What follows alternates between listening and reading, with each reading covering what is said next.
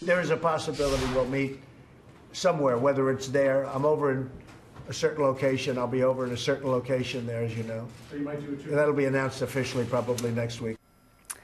That was President Trump announcing the potential meeting with Chinese President Xi Jinping later this month, all in a bid to lock up a comprehensive, that's the key word, a comprehensive trade deal. But it looks like a step in the right direction. Chinese state-owned firms, this is breaking news just coming into us, they bought at least 1 million metric tons of soybeans today, as they promised to do so during those high-level talks with China's Vice Premier Liu He. Those talks wrapped up yesterday. That shipment is scheduled for between April and July. Let's talk about it with Peterson Institute senior fellow Jeffery Schott. He's also a former State and Treasury Department trade official. Jeffrey, thank you for joining us. And, okay, so the Chinese are buying more soybeans, but are they just trying to buy their way to a trade deal and kind of just not do much else? Are we going to get a comprehensive deal with them? No, I think the talks, as they transpired this week, showed that the Chinese are going to move forward with some structural reforms of their own economic policies, those that distort trade and investment, those that affect intellectual property, the enforcement of intellectual property. There's a lot more that needs to be done, but it looks like they made enough progress that both sides are working on setting up a meeting between our two presidents, and that's a very good sign. Yeah, Larry Kudlow told Stuart Varney earlier that there's a good vibe going on, but they're not ready to put anything on paper yet. Do you think in 27 days they'll be ready to put something on paper? I think they're working on it. Reports are that U.S. Trade Rep Bob Lighthizer is going to be going to Beijing in 2 weeks. And I think having him at the table ensures that there's going to be a focus not only on the deep details, but also on how the deal will be enforced. And if he comes back satisfied, I think his boss will be satisfied. Who do you think benefits more here from a trade deal or a comprehensive trade deal, or what even defines a comprehensive trade deal? And I'm asking because we have an election in 2020, and the market certainly wants a deal with China, and the president uses the stock market as a barometer of his popularity. But then you have a slowing Chinese economy. We got a private survey on factory activity for the month of January, and it fell sharply, the most in almost 3 years. So who needs this trade deal more? Well, I think what you've just said indicates that both sides have been hurting because of the trade war. And the question is, can we turn lemons into lemonade? The Chinese certainly want a deal.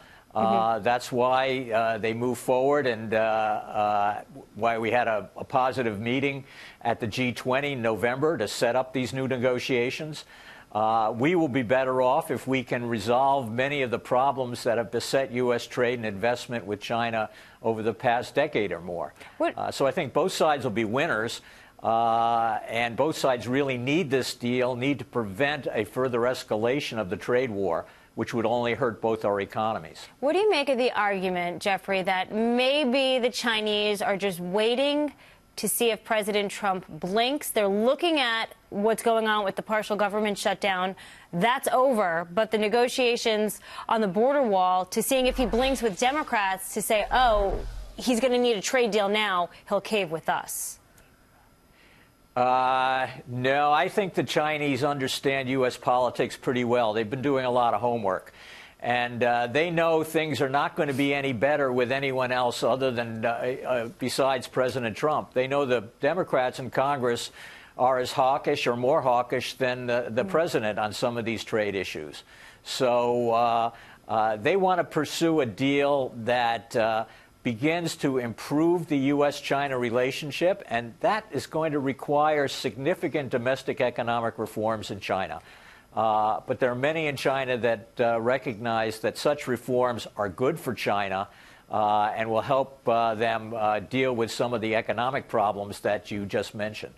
And those reforms would need to be structural. They would need to be cultural. This is massive stuff that we're dealing with. And enforcement is the buzzword. It's the key word here. So do we increase the tariffs on March 1st in 27 days? Do we increase the tariffs to 25% with a deal or without a deal? And if it's with the deal, are we increasing the tariffs to get China to enforce the changes that they agreed to? Well, I think it's more likely that we'll come up with a deal, and possibly the administration won't remove the existing tariffs, but won't increase them either. So you have that stick in the closet as an enforcement mechanism or as a deterrent against evasion. But both sides want to begin to work out a system where the reforms can move forward, trade can expand, and the Chinese, with the soybean sales and with the promise of with the cutting of the auto tariffs to allow more U.S. exports of cars to China, I think they're showing that they recognize that there's interest in promoting more trade with the United States, buying more of our goods, and also dealing with the subsidies and investment restrictions that have caused us problems and that the Chinese need to change. Jeffrey, if you were going as part of the U.S. delegation to China this month, what would you advise the president? Well, I think it's clear that any agreement has to be very transparent so that it can be effectively monitored and enforced. I think one has to recognize that there are a number of things already underway in China. The Chinese are promulgating a brand new foreign investment law. And hopefully the bilateral talks we've had with China will help strengthen that law, which will guard against some of the problems that we've had with forced technology transfer and other issues. If that law is promulgated next month, that will be a very big down payment on the type of deal that President Trump wants. All right, so good vibes indeed. I guess we agree with Mr. Kudlow. Jeffery Schott, thank you so much for coming on and for your perspective on all of that. Heavy topic. Thank you.